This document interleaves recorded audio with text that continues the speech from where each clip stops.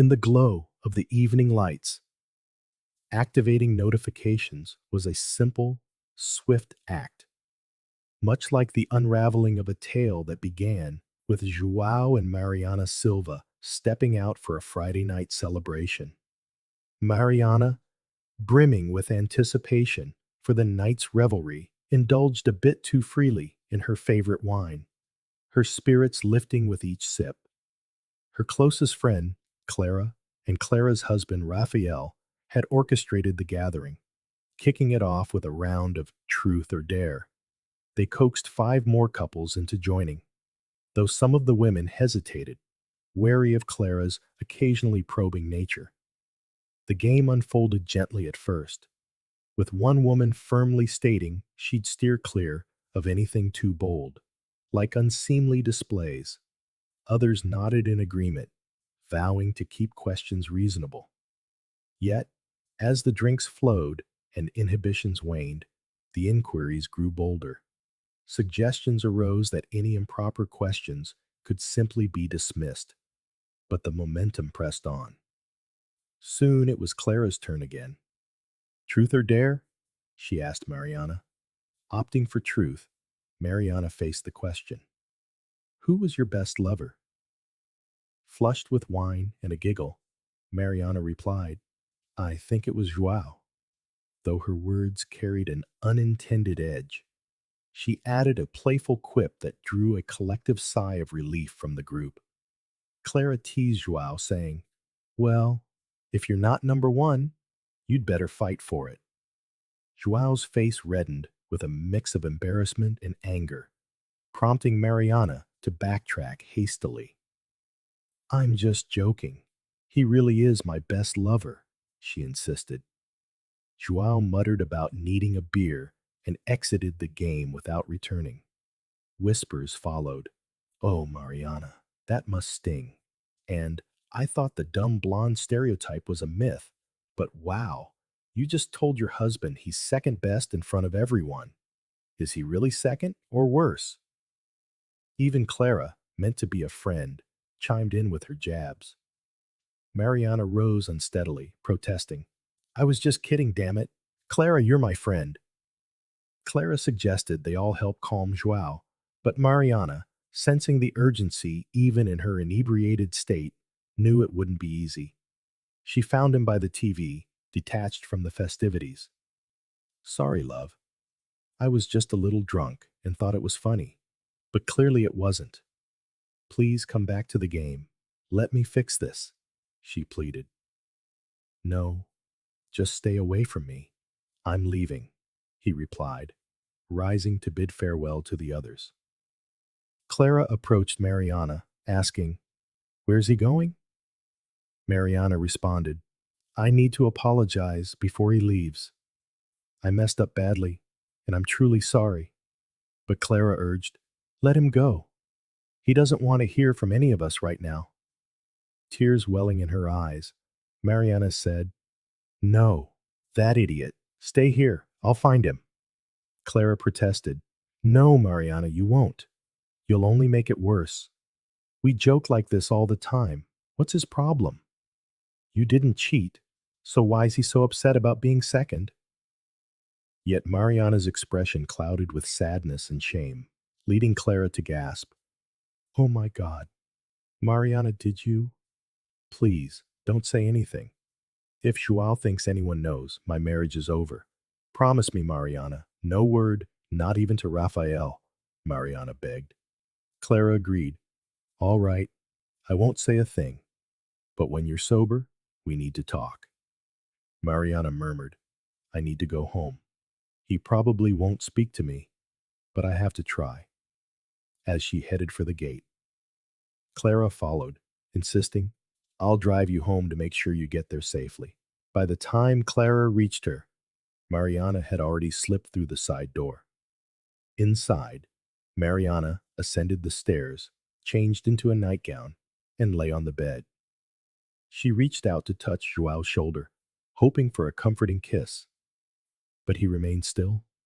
Her nails traced his back in a bid for response, yet he didn't stir. She thought she saw a tear escape his eye.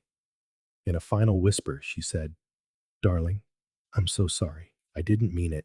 I love you." But he retorted, "Don't lie. I know what you said and what it means. Go to hell and leave me alone." He stormed out to his office, slamming the door with force. Mariana wept herself to sleep. Morning arrived late, the previous night's events disrupting their routine. The kitchen stood empty, no coffee brewing, no dishes in sight. Clear signs João had left in haste to avoid her.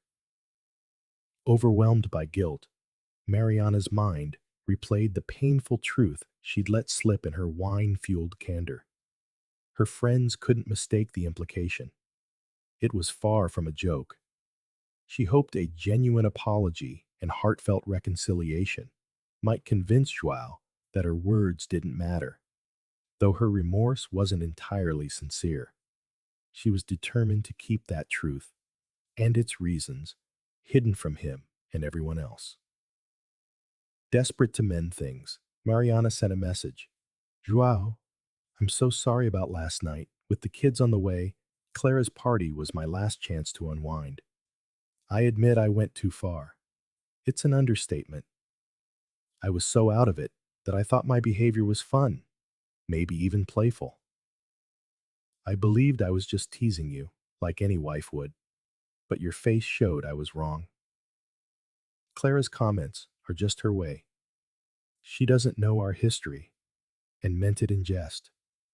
You know she respects you deeply. Please, no blame. Love. This wasn't my intention. You're the best for me in every way. Forgive my foolish actions under the influence. I didn't realize how misguided my attempt at humor was. My beloved, I love you with all my heart. Please come home or at least call me. I love you." Seated at the table with her head in her hands, Mariana repeatedly asked aloud, "Why did I say something so stupid?" Her phone buzzed with hope. It was João, she thought, but it was Clara. She ignored the call, only for it to ring again, forcing her to answer. The conversation was inevitable. "What's going on, Liz?" Clara asked. "No, it's not what you think." Mariana replied slowly. "I'm coming over," Clara decided. "No, that's not a good idea," Mariana protested. "Just put on the coffee. I'll be there in 10 minutes, Clara instructed, hanging up. 7 minutes later, Clara entered through the side door to find a cup of coffee waiting, prepared, just as she liked. "All right, spill it," she demanded. "Clara, I can't," Mariana said. "How long have we been best friends?" "I've always been there for you," Clara pleaded. "First, swear you'll never tell anyone, not even Raphael," Mariana insisted. "I swear, it stays between us." "I swear on your kids' lives," Clara promised. "Oh my God, what did you do?" Clara asked. Mariana began. "It happened 5 years ago, even before we moved here. My insurance company had a great year and threw a Christmas party a few days before the 25th.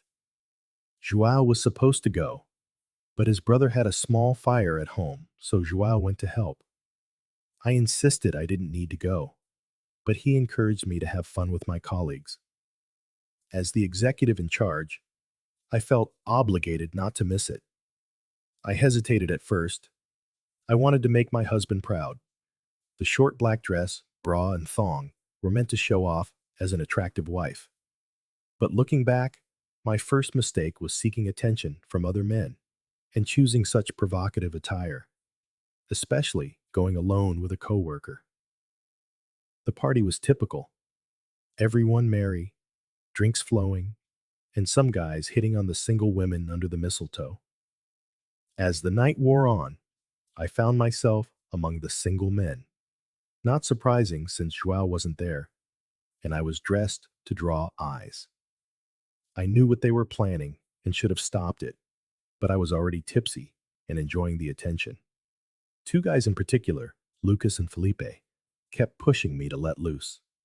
They made suggestive comments, and to my shame, I sometimes responded in kind. Looking back, I was too flirtatious and regret not considering the consequences. They egged me on to do things João wouldn't approve of. I convinced myself a little fun wouldn't hurt. After all, he'd never find out. They led me to secluded spots. The liberties I allowed escalated from kisses to more intense touches. My resistance faded as the risk of being caught diminished. Hidden from prying eyes, they caressed me freely, and I encouraged it, fully aware. Worse, they knew it too. Finally, it was time to wrap up. As the one in charge, I had to usher Lucas out, though they helped with cleanup afterward. With the place restored, I turned off the lights and locked the main room before heading to my office for my things. But I hesitated, realizing I'd crossed lines. A designated driver was arranged for everyone except me, since João was supposed to drive. My only option was a taxi. As I opened my office door and reached for the light, Lucas grabbed my hand, stopping me. "Let's keep going," he said, kissing me. Surprised, I started to respond. Then arms encircled me from behind, cupping my breasts, with a firmness pressing against me. It was Felipe. As he rubbed against me, Lucas held my face and kissed me deeply. Intoxicated, their caresses ignited me. In my haze, I murmured, "It seems some bad boys want to play." Felipe replied, "We hoped you'd say that." He switched on the desk lamp for subtle light, and Lucas locked the door. "I need to clarify something. I swear it's the truth, though no one, not even you, might believe it. When I said I wanted to play, I didn't mean to go all the way. I know convincing anyone, especially João, will be nearly impossible." "You're right. It's hard to believe," Clara interjected. "I know, but I need you to believe me," Mariana urged. "All right, I do. I've seen how drinks can make people rationalize things," Clara assured. "I just thought we'd keep kissing and fooling around with the door locked. The main light wasn't on, so I figured it was safe. I know how foolish that sounds now. I don't know if you've ever had two men pursuing you, but the intensity was overwhelming. Actually, since we're sharing, I have a story too. But go on," Clara said. Despite my reservations, Lucas kept kissing me, and I was so lost in it that I forgot about Philippe until I heard his zipper. My dress rode up, and Philippe nearly exposed my backside, while Lucas seized the opportunity as well. In that moment, I realized these two would get along splendidly with me. There was much teasing at first, but soon clothes began to slip away, mine and theirs. Clara, intrigued by her friend's tale, asked, "Whose clothes? Yours or theirs?" Mariana continued, "The sensation of two men undressing me, consumed by desire, was beyond anything I had imagined. I protested weakly, murmuring, 'No, I can't do this. I am married.' But within moments, all that remained were my thong and heels. Being pleasured by two men was the most erotic experience of my life. Yet what followed surpassed even that. They didn't want to stop, and I was in ecstasy. How could anyone compete with such an encounter? We were so lost in it that we all reached our peak swiftly. It was the most intense, intimate connection I've ever had. As the passion faded, thoughts of João flooded my mind, and the weight of my betrayal hit me hard. I begged them to keep our encounter secret. It was a grave mistake, and I knew our marriage would crumble if the truth emerged. They promised to stay silent, but I couldn't shake the fear of exposure. Clara sank heavily into a chair. "Now it makes sense why you reacted that way yesterday. Did João find out?" Mariana burst into tears before she could reply. "If you need a break, that's fine. Clara offered. No, I need to get this out while I can, Mariana insisted. I think they were shaken by how upset I was, so they sincerely promised to keep my secret. That night, I avoided Joao. It was past midnight when he returned from helping his brother. The days that followed were tense. Joao sensed something was wrong, but I denied it until New Year's Eve. I wanted to move past it, but I was committed to overseeing the year-end parties and couldn't give Joao any reason to question my reluctance to participate. Philippe was conspicuously absent, perhaps fearing his wife might suspect something, but the ever-reliable Lucas was there, thoroughly intoxicated as usual. With his reputation as a notorious flirt, I still can't fathom how I let him, of all people, get close to me. As the night wore on, I tried to keep my distance from Lucas, but he grew increasingly bold, making me uncomfortable enough that my secretary, Anna, pulled me aside to warn, "Be careful. Your husband is here this time." Her emphasis on this time didn't escape me. My God, how many people suspect something? I maintained my distance, but by the end of the evening, Lucas seemed determined to flaunt my discomfort right in front of my husband.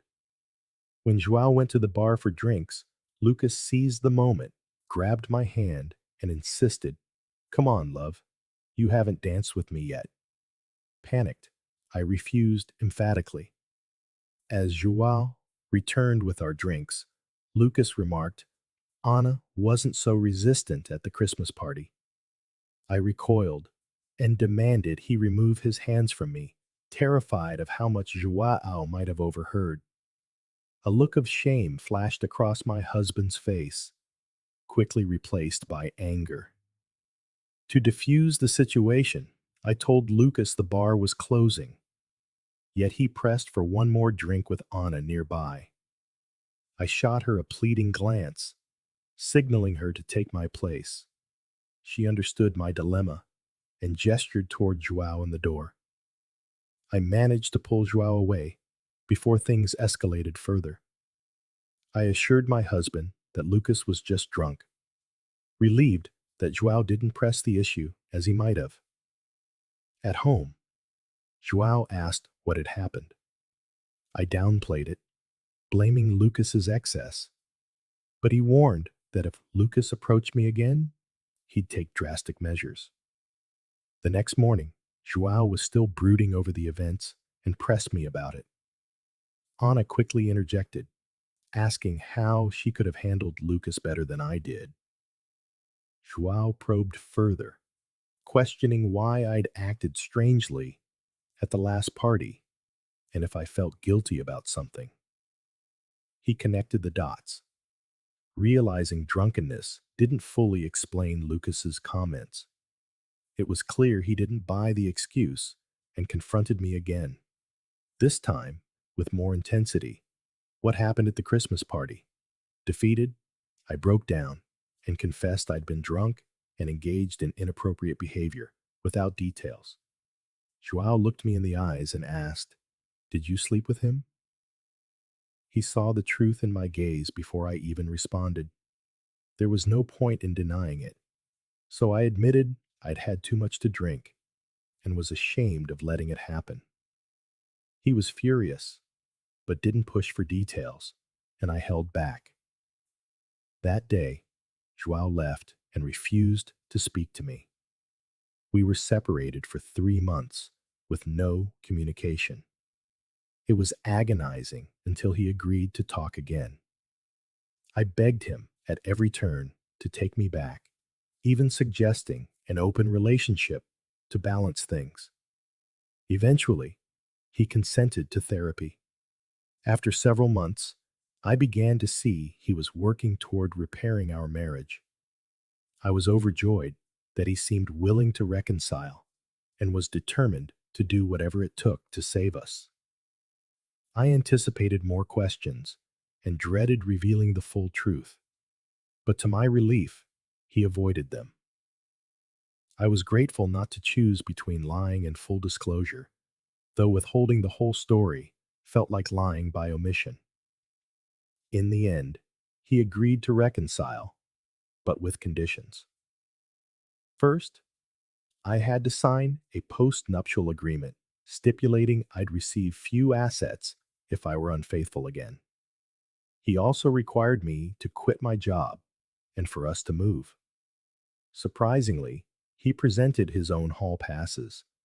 I signed an agreement granting him a few, thinking he needed them more to rebuild his wounded ego than anything else. I doubt he used them. I agreed to everything, including relocating far from our friends and family, all to win him back. Fortunately, he secured a lateral transfer at his company, and my insurance experience made finding a new job easy. That's how we ended up here. I never had to confess the full extent of my betrayal, and I've remained faithful since. I know you'd understand why I'm terrified that if he knew everything, he'd divorce me. That's why my mistake last night could be disastrous. I need to stick to the story that it was a poorly judged joke, misinterpreted, and that he's unequivocally the best thing in my life. Mariana paused, letting her story settle. My God, you had two men. I've fantasized about that.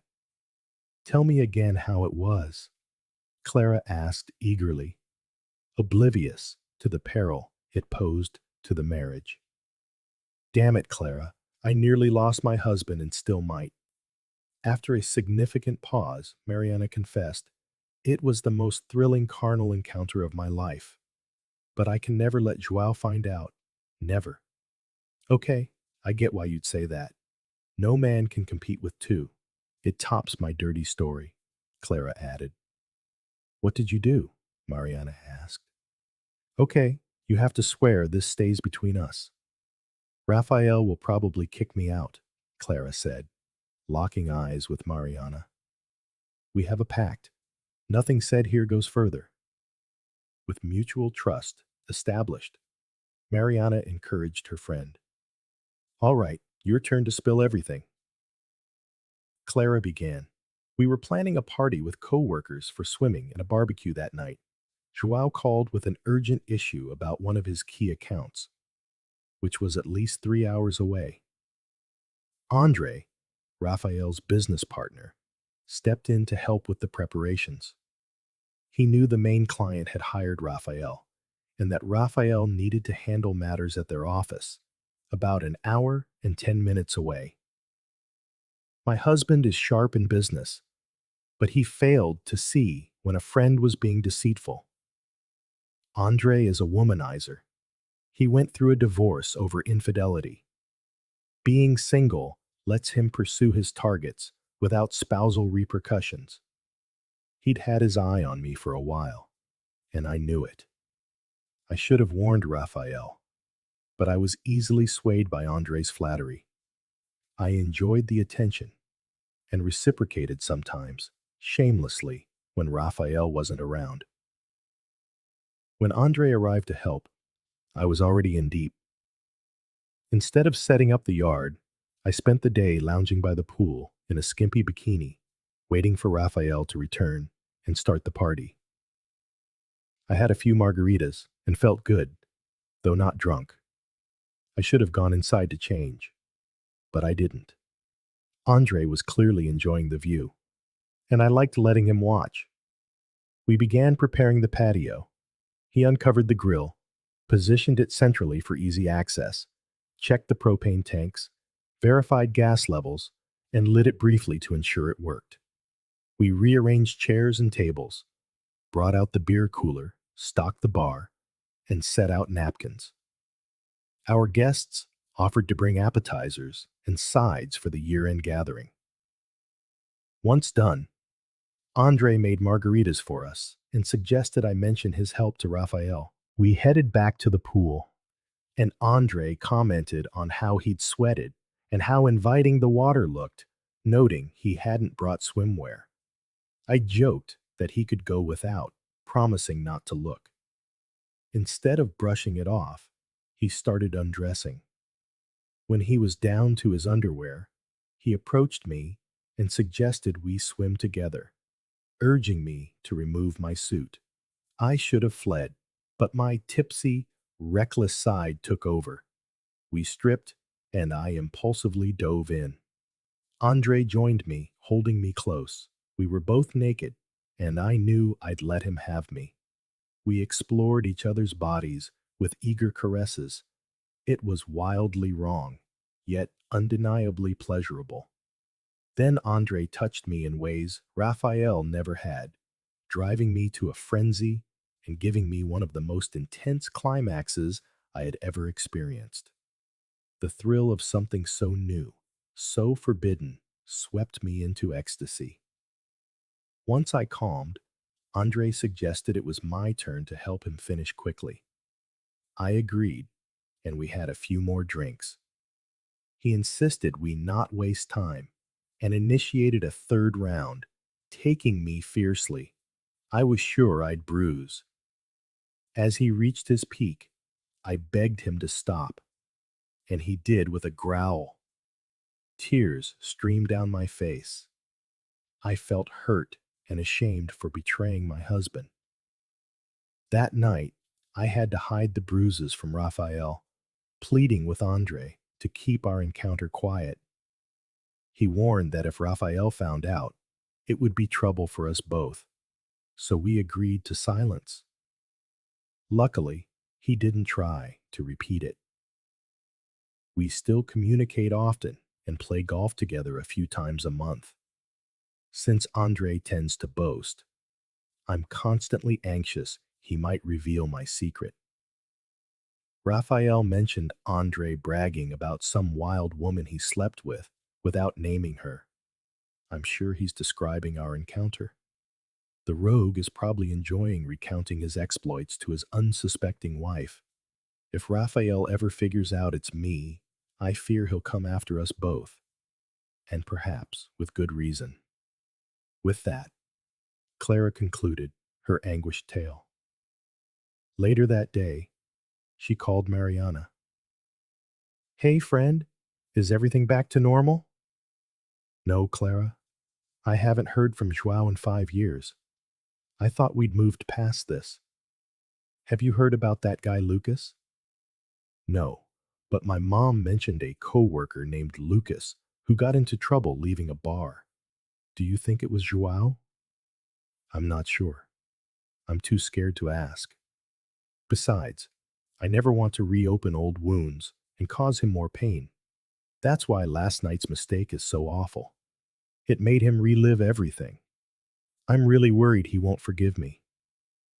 Love? He loves you too much. He's just hurt, revisiting the fact that you betrayed him. See? He's already forgiven you for what he knows. He'll calm down. Trust me. I don't know. I'm terrified. Clara, we were planning to have daughters. I had my last drink at your party, and then we were going to start trying. Now, I'm not so sure. You're still planning to get pregnant? That's fantastic, Clara replied enthusiastically. I stopped taking the pills 3 days ago. But now, maybe he's relieved we're not having a child. Who would want to complicate a divorce? Mariana replied, tears streaming down her face. Listen, he's probably just passed out drunk in some motel room. We'll sleep it off. Don't you worry. You'll be pregnant again before you know it. Hey, that's my Kyre calling. I have to go. Kyre, hang in there. I'll call you tomorrow, okay? Take care of Raphael. We'll talk tomorrow.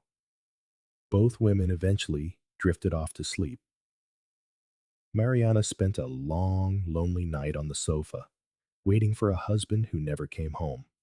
At 3 in the morning, exhaustion finally claimed her, and she fell into a troubled sleep. João didn't come home.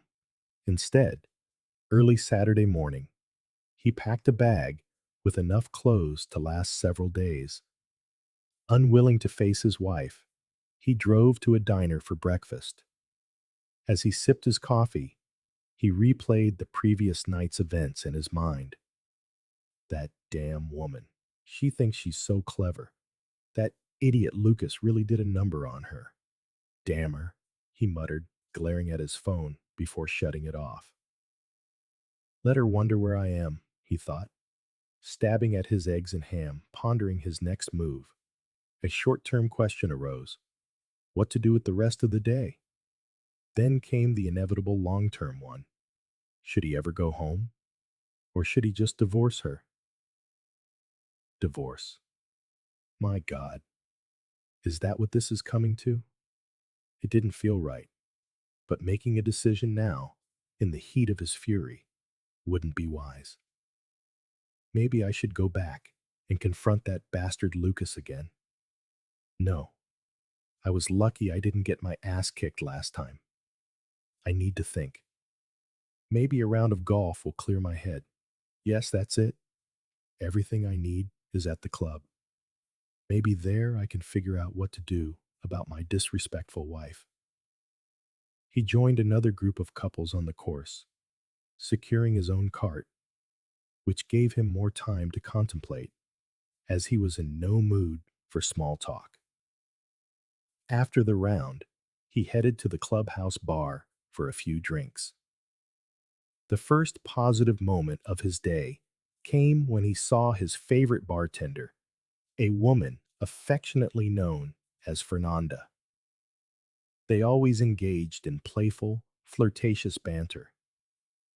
Despite the teasing, he'd never actually tried to seduce her. Their suggestive exchanges were merely friendly conversation. He assumed she was just playing it up for better tips, which, admittedly, always worked. Fernanda immediately noticed that Joao's usual flirtatious charm was missing and that something was troubling him. As the other golfers cleared out, Joao remained, nursing his drink. Seeing the bar was quiet, Fernanda approached him. "What's wrong, handsome? I miss your usual charm," she began. "Ah, the usual drama at home," Joao lamented. "Come on, sweetie. You always say you can trust me with anything. I'm here for you." He sighed. "Last night, during a game of truth or dare, my wife announced to me, and everyone else, that I wasn't the best lover she'd ever had." Wow. Is she mad at you or something? I don't believe for a second that's true about you. The way you flirt with me all the time gets me all worked up, she laughed. I wish you really meant it. I could use a sexy woman to help me unwind a little, he lamented. You think I'm sexy? She asked, giving him a seductive smile. Of course I do. But I know I'm just a customer. You're doing your job. I get that I don't stand a chance with you, he replied. She looked him straight in the eye. You do have a chance. The words caught Joao completely off guard. I'm serious, she continued. A few years ago, my wife messed up. She got drunk and cheated on me with some idiot. After a lot of soul searching and therapy, I agreed to take her back, but under certain conditions. One of them was that I'd get a few free passes to even the score.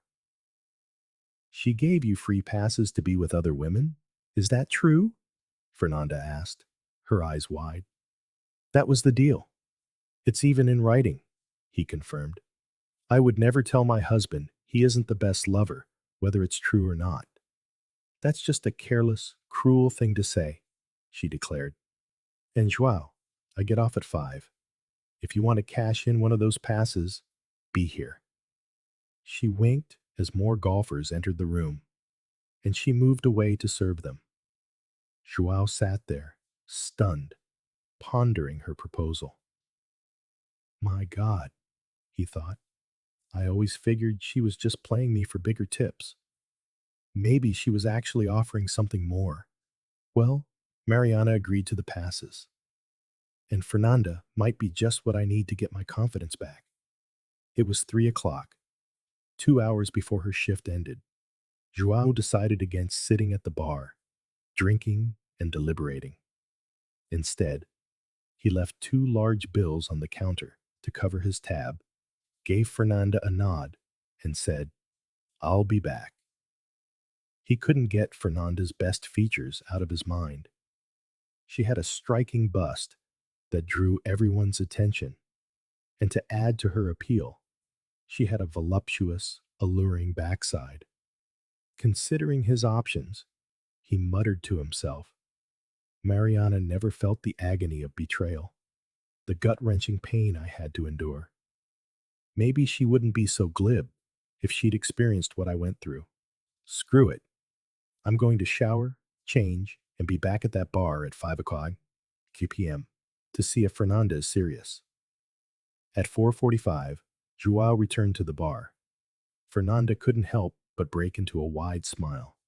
She poured him a whiskey and coke, set it in front of him, and commented, After that last tip, this one's on the house.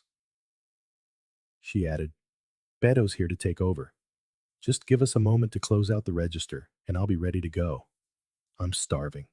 Any ideas for dinner? As she got ready to leave, João made a call, booking a table at one of the finest restaurants in town.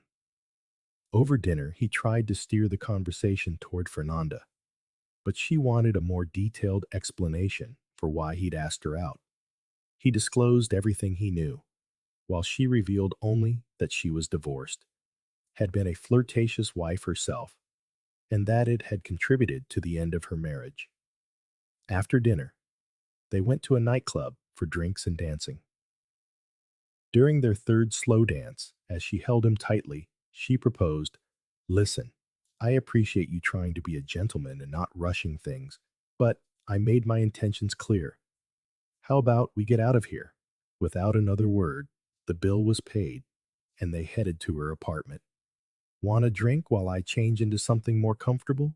She asked. João simply smiled and accepted her offer. When she disappeared into the bedroom, his breath caught in his throat.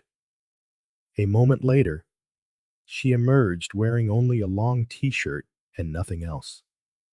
My God, you look stunning, he managed to say. She reached her hands up to the back of his head, pulling him down for a passionate kiss. I'm glad you approve, she murmured, guiding his hand down to her most intimate place. Fernanda led him to the bedroom, kissing him fervently, shedding their clothes along the way. Will you consider spending the night? We're going to need more time, she purred, reclining on the bed. They spent the night in a passionate haze, caressing and exploring one another. He had never met a woman who derived so much pleasure from pleasing a man. They climaxed simultaneously. Did you like it? She asked, breathless. It was incredible, truly wonderful, he replied, struggling to find the right words. I'm glad you had fun, but the same rule applies to guys, she added. Promise me you'll never tell your wife she isn't the best. Understanding dawned, and he laughed. I get it. Lie back. I'll get us some drinks. We'll regroup, and then I'm going to take care of you again, she said, her flawless, naked backside swaying tantalizingly as she walked to the kitchen. João couldn't help but be mesmerized. After giving him time to recover, Fernanda began to gently massage his entire body. This round lasted much longer, pleasing them both as they reached their climax once more. Did you ever imagine we'd end up here? She asked. No, he answered. Well, maybe I fantasized about it a few times while Mariana and I were, you know, but it felt a little strange. Usually, after a day on the course and some banter, I'd be in the shower at home thinking about this, he confessed, gesturing to her impressive bust. Fernanda laughed. I never thought it would really happen either. I fantasized too, wondering how you'd make me feel. The reality is so much better, isn't it? Yes, much better. Please stay with me tonight. I know this is probably a one-time thing, so let's make it special. It's been a long time since I've woken up next to a man, she requested. João nodded, and Fernanda smiled. After they had both recovered sufficiently, she whispered, "I hope you're ready for the final round." No further encouragement was needed. The next morning, João woke to the aroma of bacon. Fernanda was already in the kitchen, having made coffee and breakfast. As he walked in, fully dressed, he started, "About last night, It's okay. I wanted to. No apologies," she interjected with a smile. "I know you still love your wife. I'm mature enough to understand that. I wanted you just as much as you wanted me last night." She continued, "Besides, I'm not cut out for monogamous relationships, which is actually why I got divorced. I thought it was your husband, that he was the biggest jerk alive.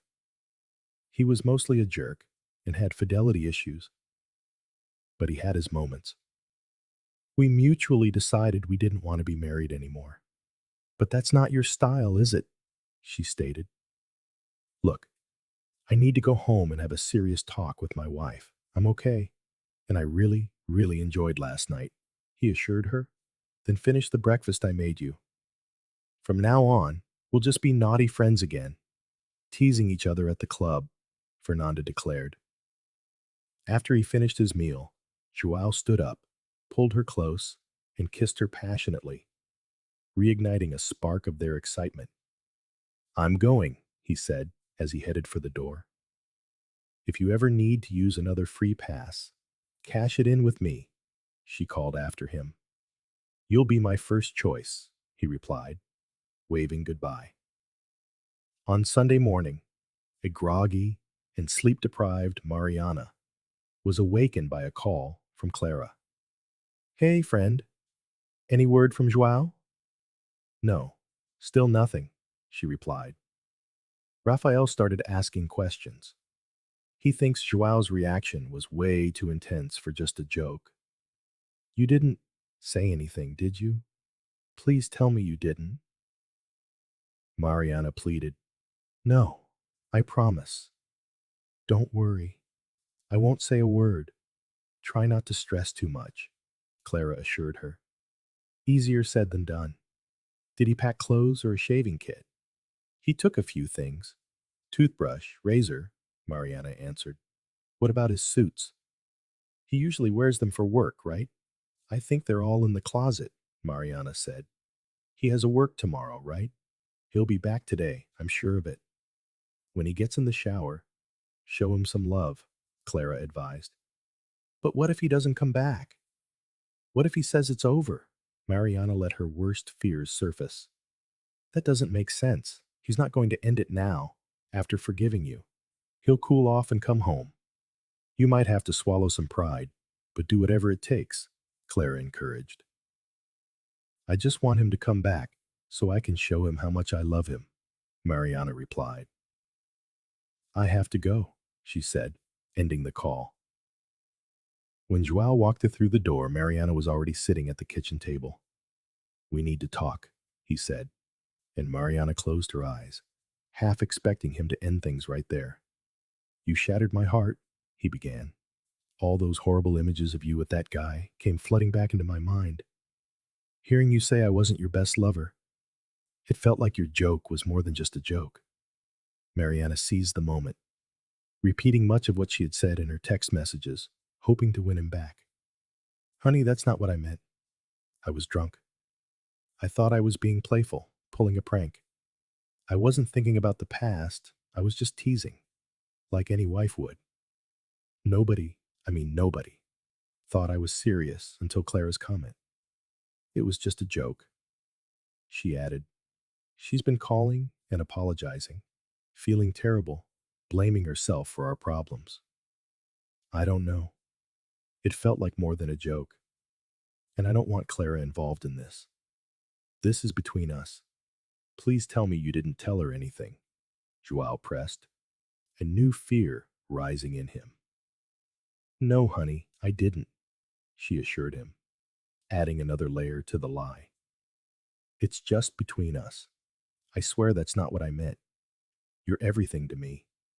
Please, let me fix this," Mariana pleaded.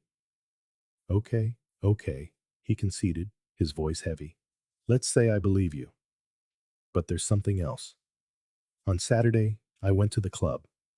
When those memories came back, I was furious. I began to hate you for what happened. Even after 5 years, it still hurts, João confessed, his words hanging in the air. Mariana froze, her blood running cold, uncertain of what would come next. After that night, he continued, his voice heavy, I stayed at the bar, trying to drown my sorrows. The guys I was with finished their drinks and left. Fernanda, the bartender, wasn't in her usual cheerful mood. Since we'd always been friendly, she came over to ask what was wrong. I was already pretty drunk, so the whole story came pouring out. About the night before, and how you made me feel like I wasn't enough. He paused, forcing himself to meet her gaze. Fernanda offered, if I wanted to use one of my passes, she'd be available at 5. I went back to the course, played a few more holes, trying to decide if I wanted to use her to get back at you. I was even considering divorce. When João mentioned divorce, Mariana drew a sharp, ragged breath. He saw her reaction and pressed on. I realized that ending things wasn't what I truly wanted, but I needed to ease the pain you caused. It sounds petty, I know, but I wanted you to feel the same agony. Just before her shift ended, I went back to the bar. Fernanda understood. Without a word, we made plans for the night. Dinner, dancing. And then I spent the night with her. A wave of shame washed over Joao's face. The free pass he had used felt hollow. He had wanted Mariana to suffer, and he had succeeded. But the emotional toll on them both was devastating. Oh my God, Mariana whispered, the words catching in her throat. She turned and fled to the bedroom, the sound of the lock clicking shut behind her. João knew that trying to talk to her now would be useless. He went to the utility room, changed into his work clothes, and stepped outside. He fired up the lawnmower, the roar of the engine a welcome distraction, and began to cut the grass, hoping to prolong his time away from the house. He even mowed his elderly neighbor's lawn, a chore he usually saved for the weekend. While washing his truck, he noticed her car was gone. She must have left while he was next door. A short while later, Mariana returned. She parked the car, got out with a small bag, and walked past him into the house without a word. He assumed she'd made a quick trip to the store. By the time he finished his chores, it was 5 o'clock. João had finally run out of excuses to stay outside. He found Mariana in the kitchen, mechanically preparing dinner. Her eyes were red and swollen, betraying hours of tears. Did you go to the store? He asked softly. No, just picked up a few things from the pharmacy that I left in the car yesterday when I was out looking for you. I went to your golf club. I wanted to talk to Fernanda. Joao's heart hammered in his chest. I asked her not to take you away from me, Mariana confessed, her voice barely a whisper. She told me that would never happen. She said she could tell how much you were in love with me. Mariana took a steadying breath. She also asked if I really said what I said in front of our friends. When I told her I did, she asked if I was in my right mind or just being foolish. I tried to pass it off as a joke. She said there was nothing funny about it, especially not in public. Did she give you any advice? João asked, dreading the answer. She did, Mariana said, a flicker of something unreadable in her eyes. She shared some insights. What were they? I can't tell you. It's a woman's secret, she replied.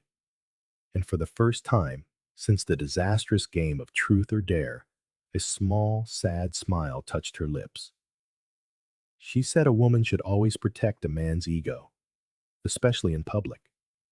Tell others he's the strongest, the most handsome, the smartest, and above all, the best lover in the world.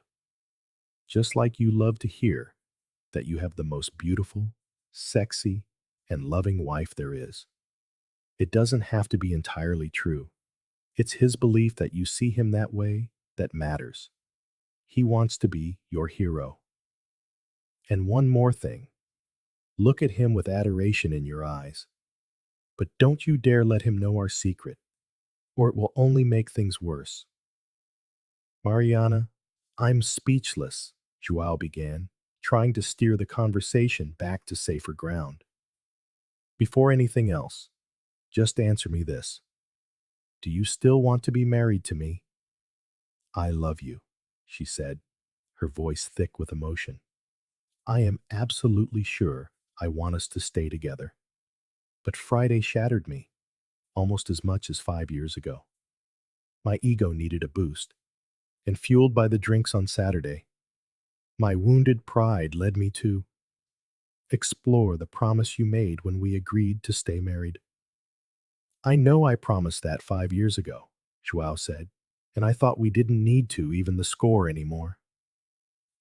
No, don't apologize, Mariana interrupted. I made that deal. I just never anticipated how much it would hurt if you ever decided to act on it. João, I am so sorry for causing you that unbearable pain. It makes me sick to my stomach imagining you in her bed, doing with her what should only be done with me. This whole mess is my fault. I have to own it, and I will accept the consequences. I just want to keep being your wife. Instead of a verbal reply, João opened his arms. Mariana rushed into them, clinging to him desperately. João, are we okay now? She mumbled into his chest. I agreed to the hall passes, but I don't think I can handle it if you continue with that bartender. Only you know the answer for sure, since I never asked for details about what happened back then. I was too devastated. Even during therapy, I never questioned if there was more. I guess I didn't want to know if it was worse than what I already knew. The thing I was going to divorce you for. Her voice broke. She was struggling to maintain her composure, mentally weighing every possible response and its consequences. What more is there? João asked, his tone sharp with irritation and fear. What haven't you told me? The moment of truth had arrived.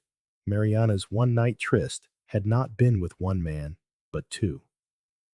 She was certain that revealing this final, devastating fact would mean losing her husband for good.